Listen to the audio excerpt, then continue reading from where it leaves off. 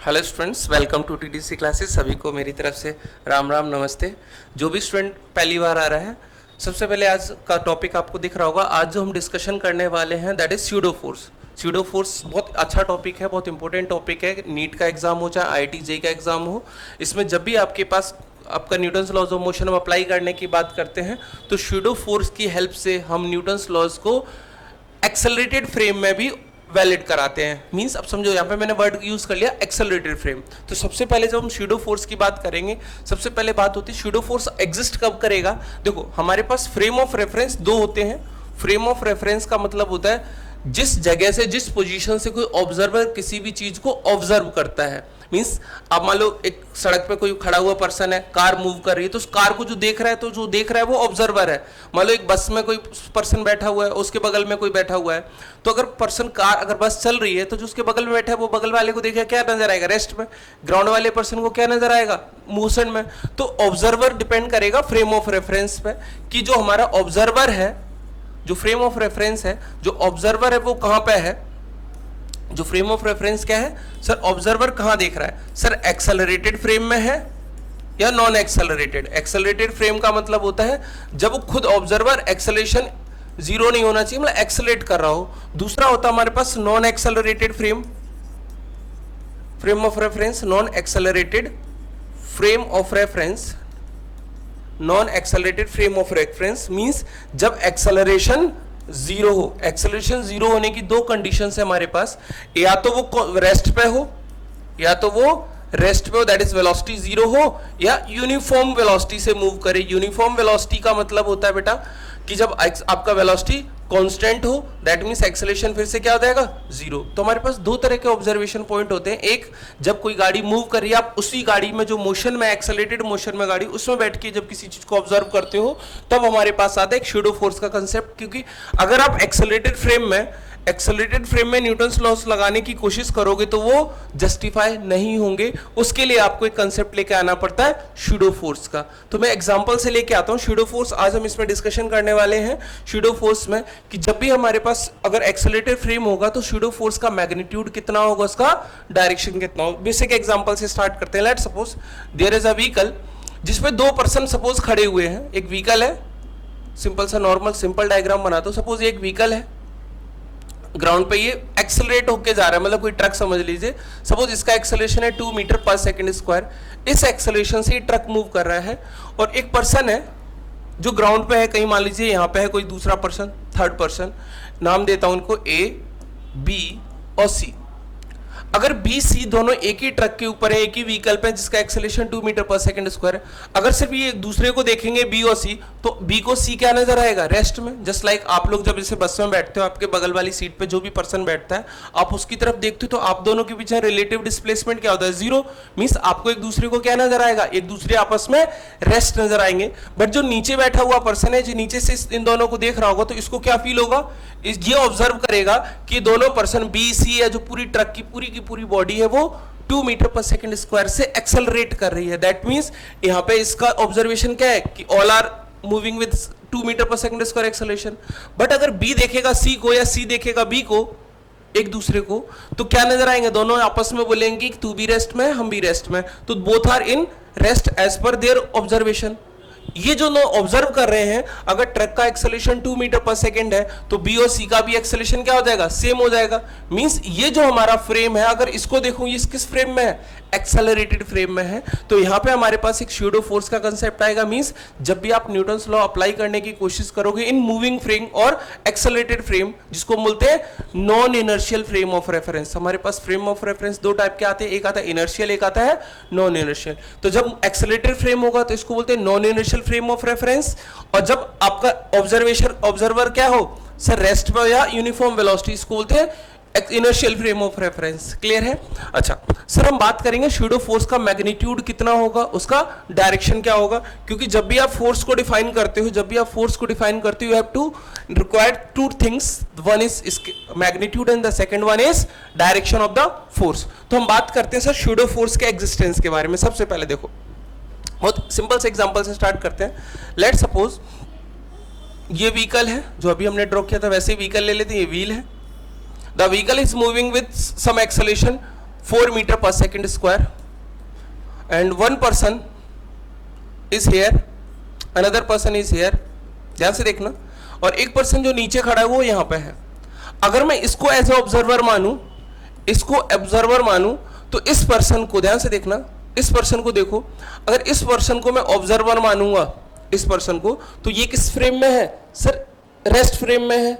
Rest frame में मतलब ground frame में, ग्राउंड को जनरली हम रेस्ट मानते हैं, तो ग्राउंड फ्रेम में है मतलब इनर्शियल फ्रेम है। तो इसके अकॉर्डिंग अगर इस व्हीकल का acceleration 4 metre per second square है, तो इस पर्सन का भी एक्सेलरेशन क्या होगा? सेम होगा। लेट सपोज इस पर्सन का मास m है, तो अगर इस पर्सन का फ्री बॉडी डायग्राम बनाऊं, उस पर्सन का, इस वाले ए पर्सन का अगर मैं फ्री बॉडी डायग्राम बनाऊं, तो पर्सन का क्या होगा सर? जब ग्राउंड पे खड़ा होगा तो इसका एक तो वेट नीचे एक्ट करेगा mg, और साथ में ध्यान से देखना, साथ में क्या होगा सर? इसका एक नॉर्मल रिएक्शन एक्ट करेगा। अगर ये रफ सरफेस है तो कहीं ना कहीं इसका एक फ्रिक्शन काम करेगा, फ्रिक्शन जो ले जाएगा वो आगे की तरफ जाएगा, दैट इज फ्रिक्शन फोर्स आगे की तरफ लगेगा। अब अगर देखा जाए सर, इस पर्सन को दिख रहा है ये एक्सेलरेटेड फ्रेम में विद एक्सेलरेशन ए एक्सेलरेशन कितना है? 4 मीटर पर सेकेंड स्क्वायर। तो अगर मैं यहां देखूं, इक्विलिब्रियम इक्वेशन लगाऊं ग्राउंड फ्रेम में, तो sir Newton's law vertical direction में कोई मोशन नहीं होगा। तो अगर मैं समेशन एफ वी की बात करूं,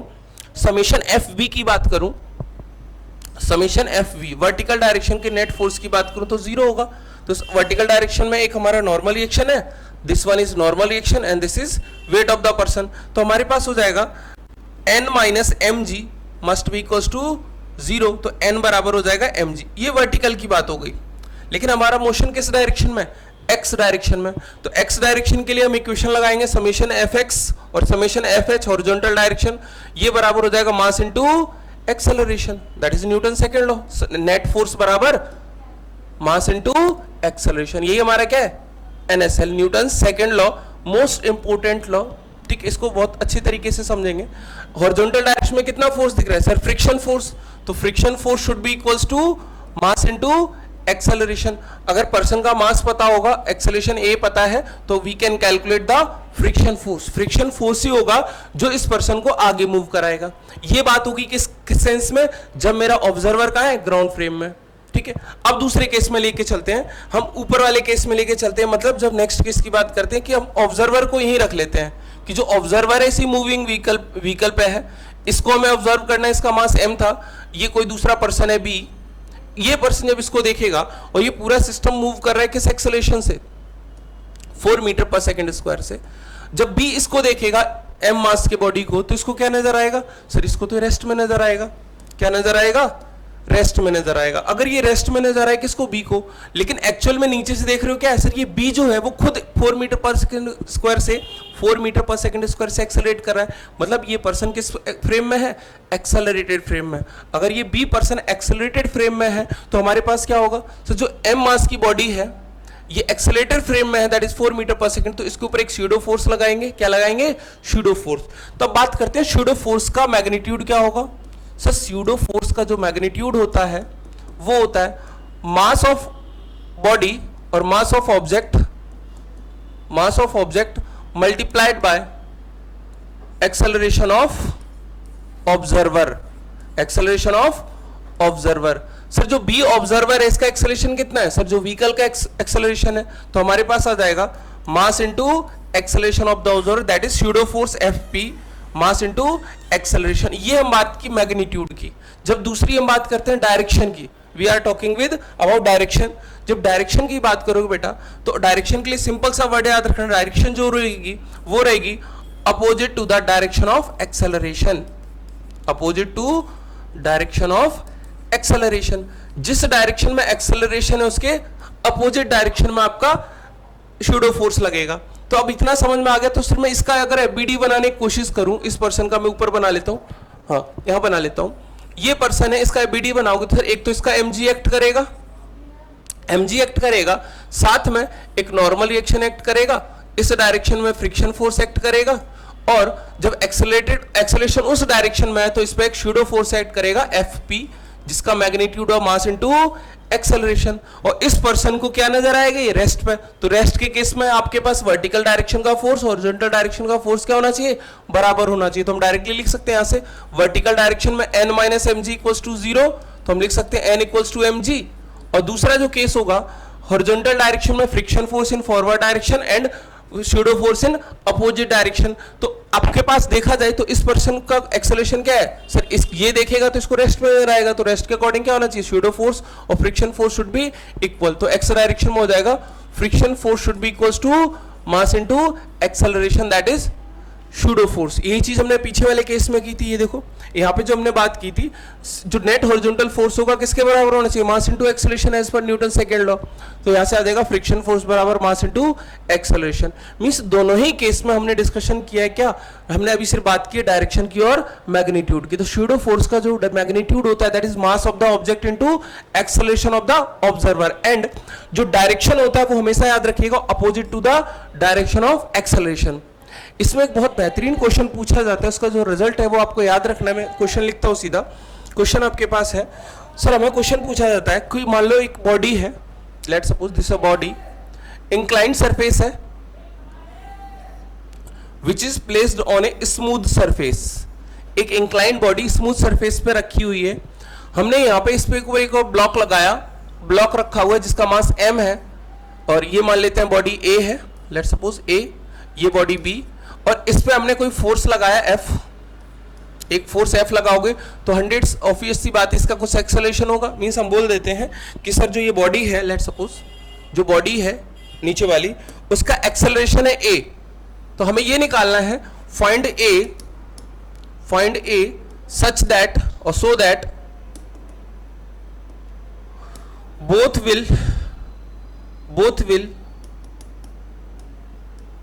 will move in the direction of acceleration, and there is no slip between A and B, no relative motion between A and B।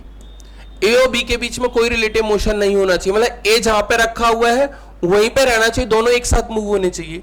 ठीक है, तो हमें A एक्सेलरेशन निकालना है, इसका मास m है। अब समझो मैं इसको दोनों फ्रेम से करने की कोशिश करूंगा।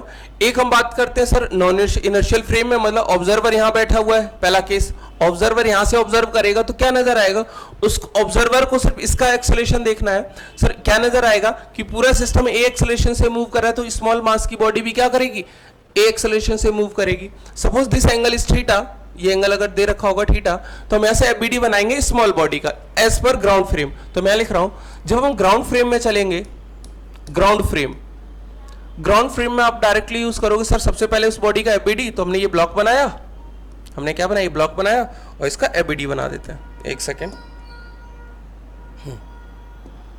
ये हमारे पास है, हम इसको बना लेते हैं। FBD बनाना है तो बाकी चीजों को मैं इरेज करना पड़ेगा, सिर्फ जितना हमारा बॉडी है उतना ही ध्यान रखना है। ये बॉडी है, इसका FBD बनाना है, तो इस पे लगने वाले सारे फोर्सेस की बात कर लेते हैं। ध्यान से देखो, जब इस पे लगने वाले सारे फोर्सेस की बात करेंगे तो एक तो इसका mg एक्ट करेगा डाउनवर्ड, भाई अगर m मास का तो इसका mg एक्ट करेगा, साथ में इस पे एक नॉर्मल रिएक्शन आएगा। और अगर इस सर्फेसिस, मैंने अभी बोला क्या, सर्फेसिस आर स्मूथ, जो सर्फेसिस है बहुत स्मूथ है, आर स्मूथ मतलब फ्रिक्शन फोर्स एग्जिस्ट में नहीं आएगा। तो अगर सर्फेसिस स्मूथ है तो एन नॉर्मल रिएक्शन आएगा। अब देखो ध्यान से सर, ये नॉर्मल रिएक्शन आएगा, नॉर्मल रिएक्शन के साथ साथ अब क्या होगा सर, अगर एक्सेलरेशन इस बॉडी का राइट डायरेक्शन में, किधर है, राइट डायरेक्शन में, भाई ग्राउंड फ्रेम में क्या नजर आएगा, यहां से जो पर्सन देख रहा है उसको यही नजर आएगा ना कि ये जो ब्लॉक है इन द डायरेक्शन ऑफ एक्सेलरेशन, आगे की तरफ एक्सेलरेशन ए से मूव कर रहा है। ठीक है, तो इस पर एक एक्सेलरेशन नजर आएगा ए, कितना एक्सेलरेशन ए। तो अगर मैं देखूं in the direction of acceleration, अगर ये एंगल थीटा है तो हमारा जो ये एंगल होगा, ये एंगल भी कितना हो जाएगा, थीटा। ये ज्योमेट्री का पार्ट है, आप इसको देखिएगा, ये हमारा एंगल थीटा हो जाएगा। तो यहां से दो कंपोनेंट आएंगे, एक आएगा एन कॉस थीटा, थीटा के साथ कॉस थीटा, और इधर आएगा n sine theta, n sine theta. इस एन के दो कंपोनेंटों को एन साइन थीटा और एन कॉस थीटा। अगर मैं देखूं in the direction vertical direction, vertical direction हमारे पास आएगा एन कॉस थीटा बराबर mg। हॉरिजॉन्टल डायरेक्शन में सर n sin थीटा क्या है, इसको मूव कराने की कोशिश कर रहा है, तो n sin थीटा हमारे पास आ जाएगा, that equals to mass into acceleration, because this whole body is moving in acceleration a। तो यहां से हमारे पास अगर मैं डिवाइड करूं n sin थीटा को, अगर मैं डिवाइड करूं n sin थीटा को n cos थीटा से, तो हमारे पास आ जाएगा एम ए अपॉन में एम जी, यहाँ से एन से एन कट जाएगा, एम से एम कट जाएगा, तो एक्सेलेरेशन आ जाएगा जी टेन थीटा। मैंने बोला ये रिजल्ट आपको याद रखना है। ये रिजल्ट्स बहुत सारे क्वेश्चंस में जब भी दो रिलेटिव मोशन होंगे इंक्लाइंड प्लेन पे तो आपको ये रिजल्ट हमेशा काम आएगा, that is acceleration is g tan theta. ये मल्टीपल टाइम्स आपसे एग्जाम में पूछा हुआ है। ये हमने बात की किसमें, एक्सेलेरेशन हमने निकाले। इस एक्सेलेरेशन से अगर नीचे वाले ब्लॉक मूव करेगा तो ऊपर वाले और ए वाले और बी के बीच में कोई भी रिलेटिव मोशन नहीं होगा। अब सेम चीज इसको मैं अगर ये हमने ग्राउंड फ्रेम में किया, सर इसी चीज को मैं चाहूं कि सर मेरे को इसी चीज को ना मैं थोड़ा सा ऊपर इसको मिनिमाइज कर लेता हूं, चलो ऊपर भेजता हूं थोड़ा सा, ध्यान से देखो। सर इसी चीज को मैं चाह रहा हूं कि मैं अब इसको अपने फ्रेम में देख लूं। एक सेकेंड, एक सेकेंड, ठीक है। अब मैं इसको चाह रहा हूं कि जो हमारा फ्रेम है वो चेंज हो जाए। फ्रेम हम देखना चाह रहे हैं कौन सा, सर नॉन इनर्शियल फ्रेम, मतलब हम चाह रहे हैं एक्सेलरेटेड फ्रेम जहां पे हम स्यूडो फोर्स देखने वाले हैं। स्यूडो फोर्स का कंसेप्ट लेके आते हैं। अब सुनो, जैसे हम इस, अब मान लो हम इस केस में कहां बैठ गए, सर यहां बैठ गए। We are sitting on the block B, जो हमारा मूविंग फ्रेम है उसी पे बैठ गए। अब यहां से बैठ के आप ऑब्जर्व करोगे, सर ऊपर बैठ के जो ऑब्जर्व करोगे तो आपको ये ब्लॉक क्या नजर आएगा, सर रेस्ट में नजर आएगा। ऑब्वियस सी बात है, ब्लॉक किस में नजर आएगा, रेस्ट में। मैं देख लेता हूं, रेस्ट में आएगा। देखो जो हमारा ब्लॉक है वो रेस्ट में नजर आएगा। अब इसमें फ्री बॉडी डायग्राम बनाते हैं। सर इसका जब फ्री बॉडी डायग्राम बनाओगे तो सबसे पहले एक mg नीचे एक्ट करेगा, इस पे एक नॉर्मल रिएक्शन एक्ट करेगा, और इस नॉर्मल रिएक्शन के दो कंपोनेंट होंगे, एक n cos थीटा और इधर n, ये एंगल थीटा होगा तो ये n sin theta, n sin theta, इस डायरेक्शन में n sin थीटा। साथ में सर स्यूडो फोर्स एक्ट करेगा, बिकॉज वी आर, अगर ये ए ब्लॉक मूव कर रहा है एक्सेलरेशन से, ऑब्जर्वर भी ए एक्सेलरेशन से मूव करेगा, तो यहाँ पे जब एक्सेलरेटेड फ्रेम में आ गए तो ऑब्जर्वर का जिस डायरेक्शन में एक्सेलरेशन है उसके अपोजिट डायरेक्शन में आपके आएगा क्या, एक एक्सेलरेशन आएगा अपोजिट डायरेक्शन में। तो यहाँ पे एक स्यूडो फोर्स लगाएंगे किस डायरेक्शन में, अपोजिट डायरेक्शन में। अब इस ऑब्जर्वर को ये किस में नजर आएगा, रेस्ट में। तो यहाँ से हम लिख सकते हैं दैट इज, अब देखो जाए रेस्ट में इक्विलिब्रियम इक्वेशन लगाओगे तो वर्टिकल हॉरिजॉन्टल बराबर करो। वर्टिकल हॉरिजॉन्टल के केस में हमारे पास आ गया n, हमारे पास आ गया n sin theta equals to pseudo force mass into acceleration, n sin theta बराबर मास इनटू एक्सेलरेशन, एंड हमारे पास दूसरा आ जाएगा n cos theta equals to m into g। तो यहां से हमारे पास sin upon cos that is tan theta आ जाएगा a बाय g। तो यहां से हमारे पास a आ जाएगा g tan theta. Means same आपके पास जो रिजल्ट है, सेम एक्सप्रेशन जो हमने इनर्शियल फ्रेम में देखा था वही रिजल्ट हमारा नॉन इनर्शियल में आया। बस यहाँ पे हमने ऑब्जर्व किया सर यहाँ पे मेरा ऑब्जेक्ट है, जो ऑब्जर्वर को क्या दिख रहा है, एक्सेलरेटेड फ्रेम में, मतलब एक्सेलरेट होते हुए नजर आया, तो हमने न्यूटन सेकंड लॉ लगाया। यहाँ पे एक्सेलरेशन 0 नजर आ रहा है, इस वाले पर्सन को देखने पे क्या नजर आएगा, इसको रेस्ट पे नजर आएगा। तो रेस्ट की कंडीशन में वर्टिकल फोर्स और हॉरिजॉन्टल फोर्स आपस में इक्वेट करेंगे तो हमारे पास सेम रिजल्ट आएगा। ये रिजल्ट आपको याद रखना है, ठीक है। नेक्स्ट वीडियो में हम लोग क्वेश्चंस देखेंगे, इसके एप्लीकेशंस देखें, ठीक है। मिलते हैं नेक्स्ट वीडियो में, और इसी तरह की इन्फॉर्मेशन के लिए हमारे चैनल को लाइक और सब्सक्राइब करिए। Thank you students.